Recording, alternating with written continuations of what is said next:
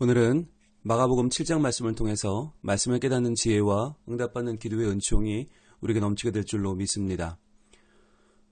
오늘 마가복음 7장은 사람의 전통, 교회의 전통, 복음이 아니라 우리 믿음의 전통에 매여있는 우리 자신이 복음이신 예수님을 받아들이는 게 얼마나 어려운가 하는 것을 같이 살펴보겠습니다. 우리는 어제 6장에서 예수님께서 고향에서 배척받는 모습을 같이 봤죠. 고향이라고 하는 사람들, 내가 좀 안다 라고 하는 거. 근데 그 안다고 하는 것이 결국은 편견이고 선입견이지 않았습니까? 그래서 복음이신 예수님을 오히려 놓치게 되는 거죠. 우리가 아는 사람인데, 나 어렸을 때부터 봤는데 라고 하는, 내가 좀 안다 라고 하는 것이 결국은 모르는 거죠. 현재의 예수님의 본질을 모르고 내가 본 만큼만 아는 거죠. 신앙을 머리로 믿으려고 하지 말라라고 하는 말씀 어제 나눴는데, 오늘 말씀도 마찬가지입니다. 우리가 신앙생활을 하루 이틀 한 게 아니잖아요. 신앙생활을 오래 하다 보면 우리가 나도 모르게 몸에 배워버린 율법이 있고요. 율법의 전통이 있단 말이죠. 교회 다니는 사람은 이래야 된다. 믿음은 이렇게 하는 거야 라고 하는 것이 하나님 말씀이 아니라, 예수님의 복음적인 본질이 아니라 우리의 생각과 우리의 경험대로 쌓여왔단 말이에요. 그렇기 때문에 그것을 뛰어넘는 진짜 복음이신 예수님을 알고 만나고 믿는 것은 또 다른 문제입니다.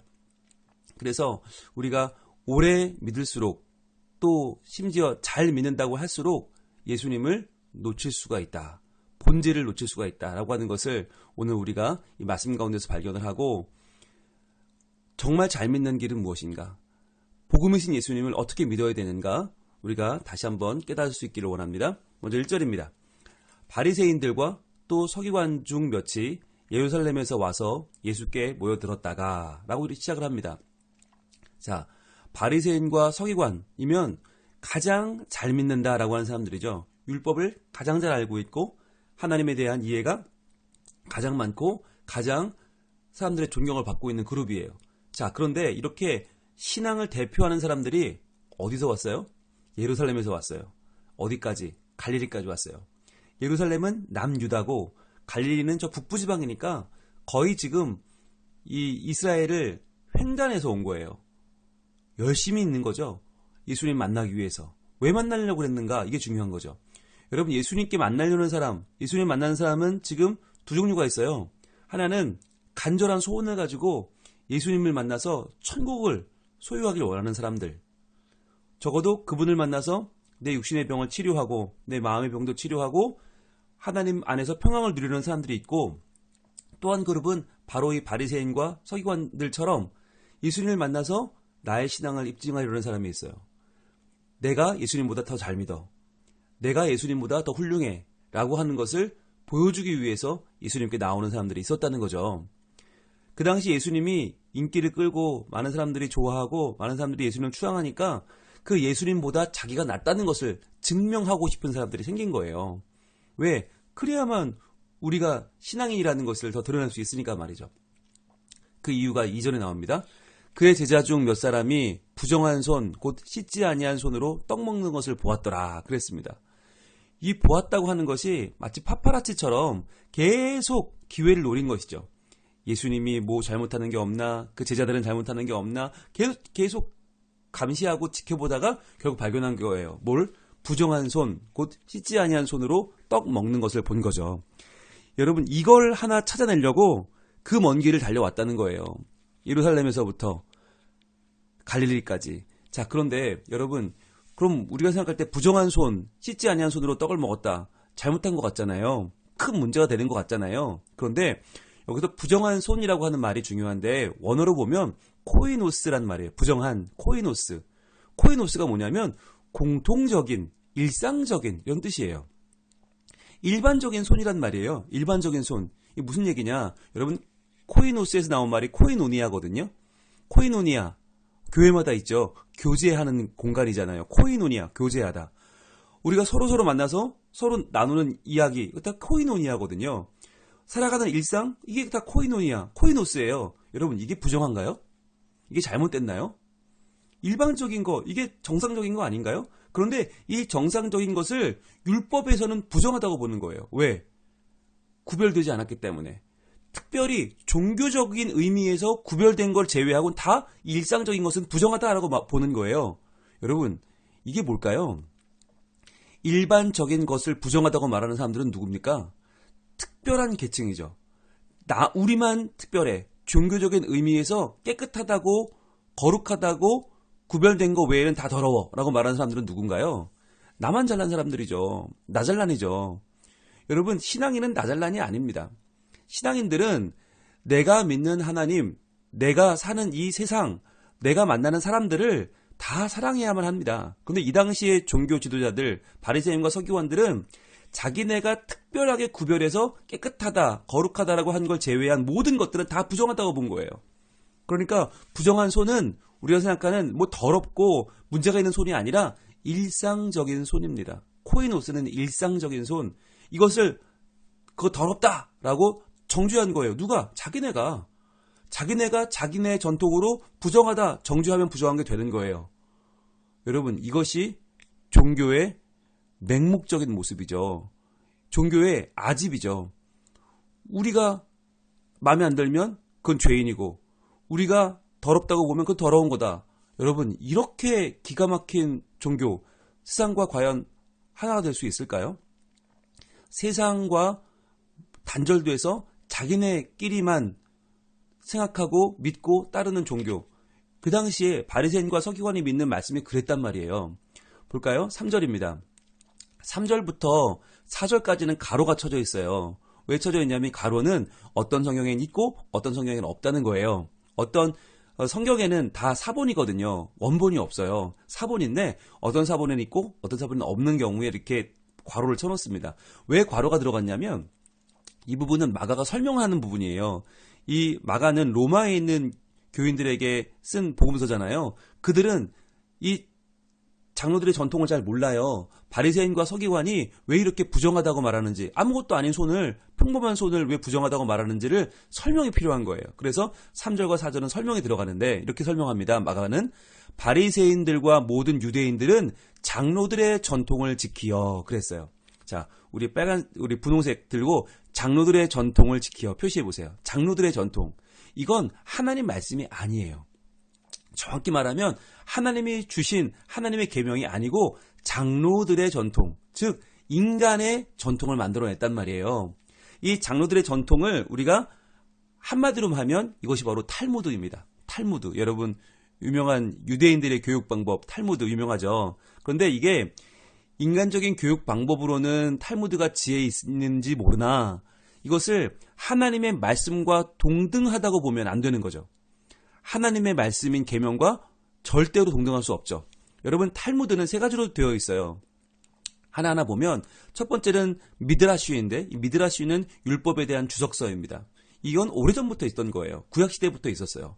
율법을 어떻게 해석해야 되는가라고 하는 미드라쉬가 있었는데 이 미드라쉬만 있었으면 괜찮아요. 그런데 여기에 뭐가 추가되냐면 에스라 느헤미야 시대 이후에 바벨론 포로에서 돌아온 이후에 바리새인들을 중심으로 회개운동이 일어납니다. 우리가 뭘 잘못했길래 나라가 망했을까?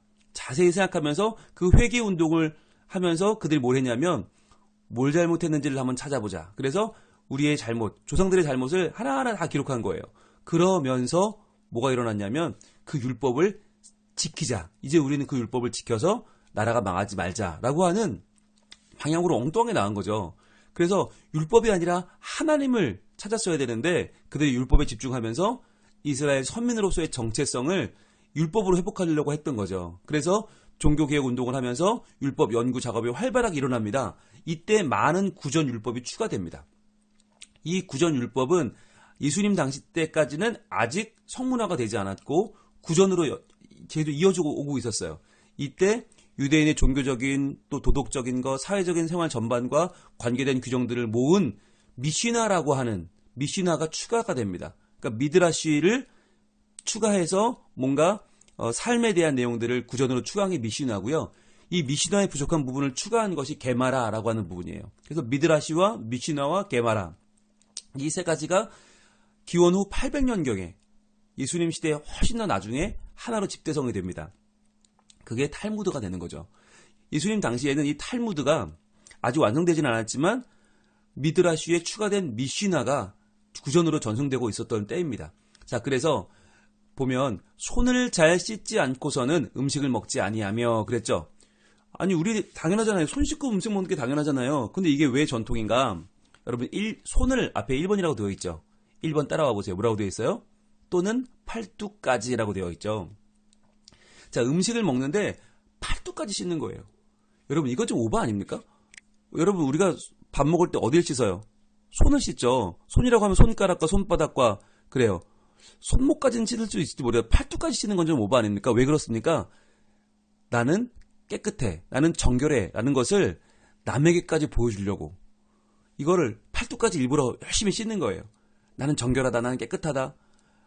내 마음속은 하나도 깨끗하지 않은데 남에게 보이려고 이렇게 하는 거죠. 4절입니다.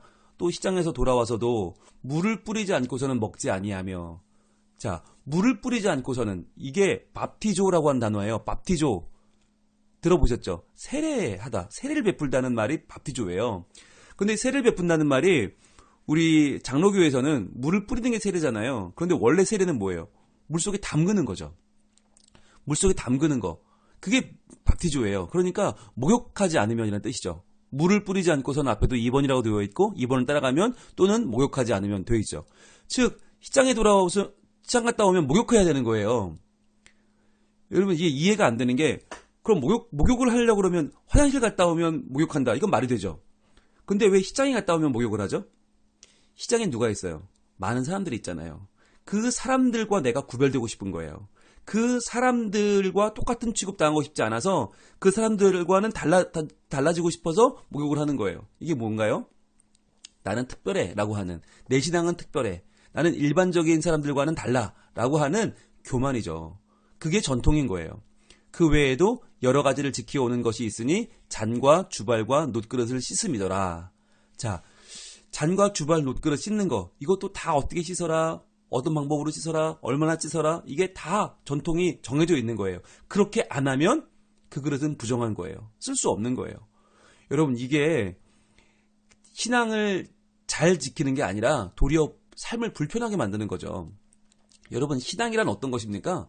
신앙은 하나님을 사랑하고 사람을 사랑하는 거 아닙니까? 그런데 거기서 더 지나치게 나가서 사람을 괴롭히고 불편하게 만드는 거, 사람을 사랑하지 못하게 만드는 거, 하나님을 사랑하지 못하게 만드는 것이라면 그게 과연 율법일까요? 그게 과연 신앙일까요?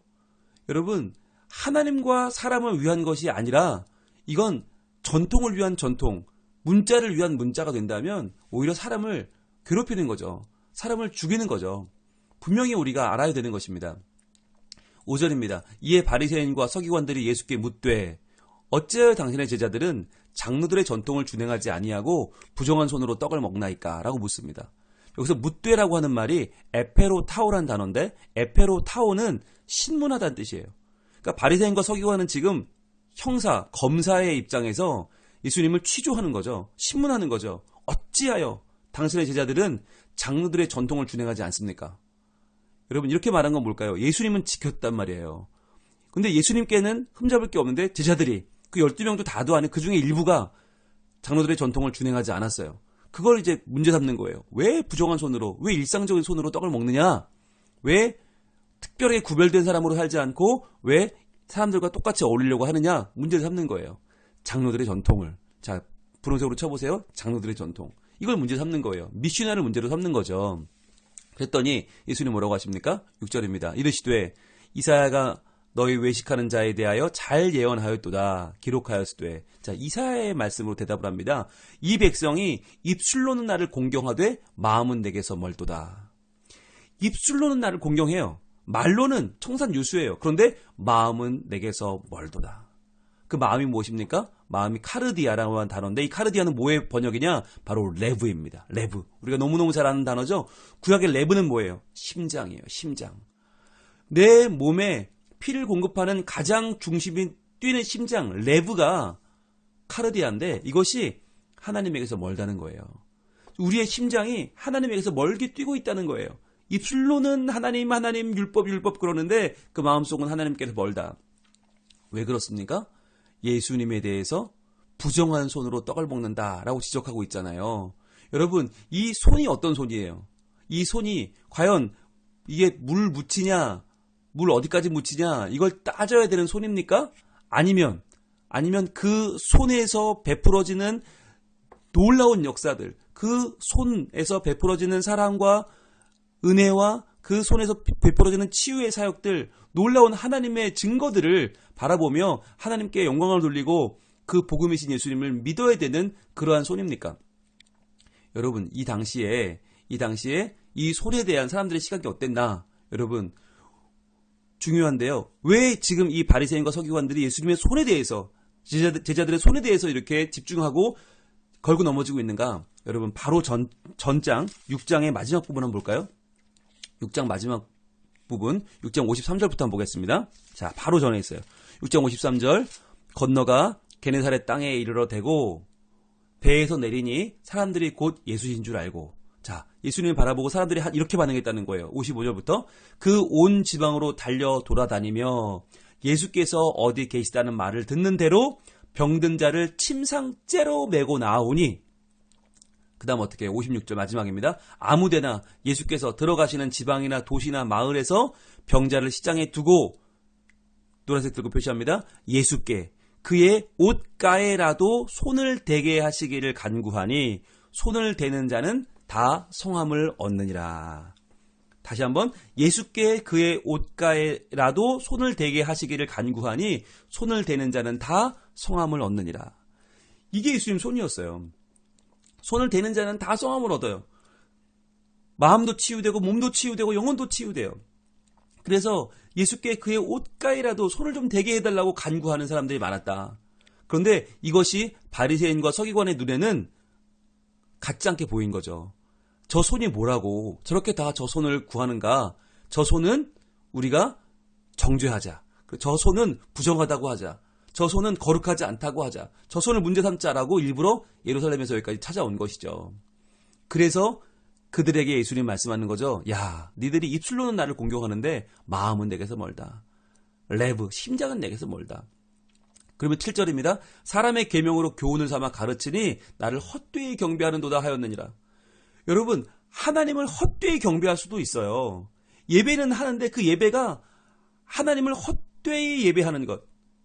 여러분, 이게 무슨 말입니까? 이게 무슨 말이죠? 요즘 코로나19 사태로 정말 많은 사람들이 생계에 곤란을 겪고 있습니다. 불편을 감수하고 있습니다. 사회적인 거리두기를 하고 있습니다. 학교도 개학을 미뤘습니다. 이게 초유의 사태 아닙니까? 그런데 이럴 때 교회에게 잠시 좀 모이지 말아달라고, 모이면 집단 감염에 문제가 있으니까, 생길 수 있으니까 좀 제발 좀 덜 모이면 안 되겠냐고 나라가 부탁을 하고 정부가 부탁을 합니다. 지자체가 부탁을 합니다. 그런데 여기에 대해서 많은 분들은 미시나의 입장으로 대답을 해요. 야, 하나님이 모이라고 그랬는데 어떻게 우리한테 모이지 말라고 할 수가 있냐? 라고 하면서 그렇게 말하더라고요. 카페도 모이고, 밤에 사람들이 모이는 디스코텍도 사람들 다 모이고, 지하철에도 사람 꽉 차 있던데, 그리고 뭐 식당도 하고 극장도 하는데 왜 교회만 뭐라고 그러냐? 왜 교회만 모이지 말라고 그러냐? 이거 신앙 탄압하는 거 아니냐? 종교 탄압이 아니냐라고 말해요. 여러분, 그런데 교회가 그런 영업장소랑 같아요? 교회가 돈 벌려고 모여요? 아니잖아요. 여러분, 교회는 사람을 살리려고 모여요. 교회야말로 사람을 살려야 돼요. 교회야말로 사람들이 하나님 안에서 살아나야 돼요. 우리의 영혼과 육체와 영혼, 이 몸이 살아나야 되는 게 교회 아닙니까? 그렇다면 교회야말로 이럴 때 모이는 데 집중할 것이 아니라 정말 하나님을 바르게 섬기는 것이 어떤 건지를 생각해 봐야 됩니다. 예배하지 말라는 게 아니잖아요. 각자의 장소에서 예배하자는 거 아닙니까? 우리가 꼭 모여야만 예배입니까? 여러분, 모여서 예배하는 전통이 물론 중요합니다. 그러나 지금 정말 하나님을 사랑하고 사람을 사랑하는 것이 어떻게 해야 되는 것인지를 우리는 분명히 알아야 됩니다. 여러분, 지금 우리가 한 주, 두 주 더 모이는 거 중요하겠죠. 그러나 여러분, 더 중요한 건 뭡니까? 이 시기가 지나가고 나서입니다. 여러분, 지금 교회가 한 주, 두 주 더 모이면요, 사람들은 생각합니다. 저것들은 이기적인 것들. 정말 사람이 이렇게 아프고 죽어나가는데 안 모이면 금방 끝날 텐데 왜 저렇게 끝까지 모여서 오히려 문제를 일으킬까? 좀 모이지 말라면 모이지 말지. 상식이 통하지 않는 사람들, 말이 통하지 않는 사람들, 자기네의 세상 속에서 자기네만 거룩하고 자기네만 깨끗한 것들이라고 교회를 지금 외면하고 있습니다. 여러분, 이게 얼마나 큰 문제입니까? 이 코로나가 지나고 나서 교회가 전도가 되겠습니까? 이 교회가 지역사회에서 신뢰를 얻을 수 있겠습니까? 여러분, 사람을 살리는 것이 무엇인지를 생각해야 돼요. 지금 한 번 더 모이는 거, 한 번 더 모여서 우리가 으쌰으쌰 하는 거, 나중엔 아무 의미가 없을 수도 있습니다.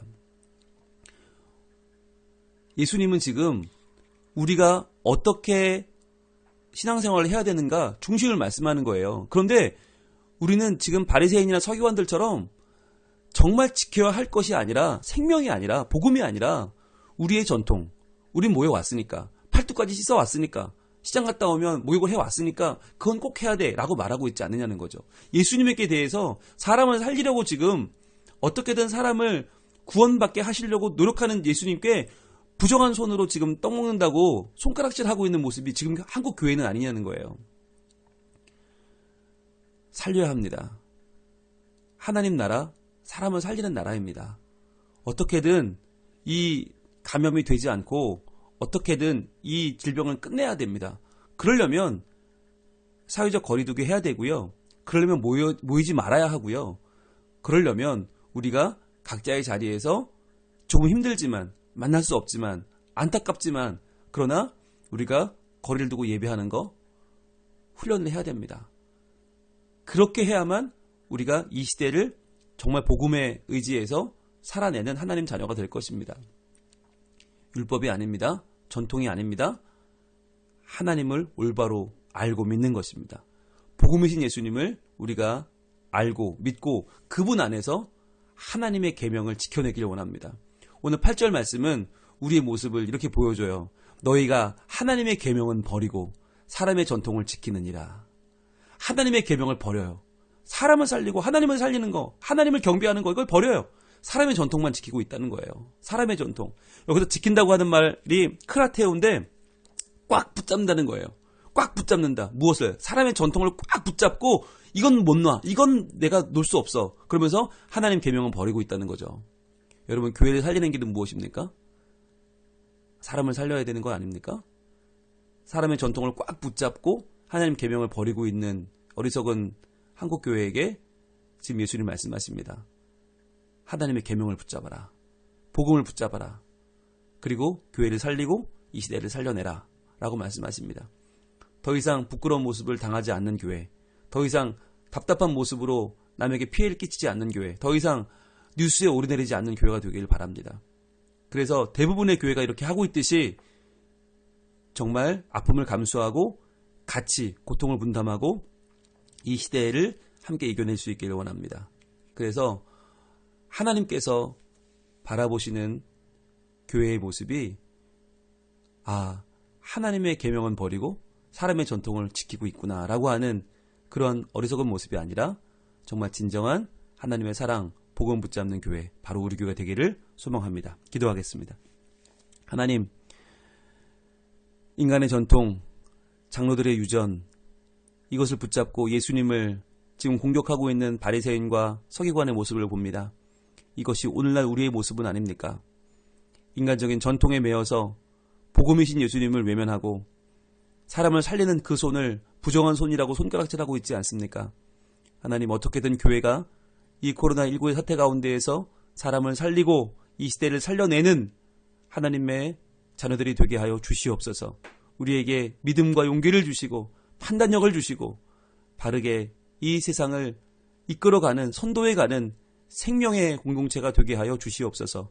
오늘 하루도 코로나19로 신음하는 많은 사람들을 하나님께서 그들을 고쳐주시고 회복시켜주시고 건져주시고 방역에 힘쓰고 있는 공무원들과 의료진들에게 힘을 주시고 하나님께서 이 위기 가운데 대한민국을 건져주시고 이 지구를, 모든 사람들을 하나님 긍휼히 여기사 하나님이여 보호하여 주시옵소서.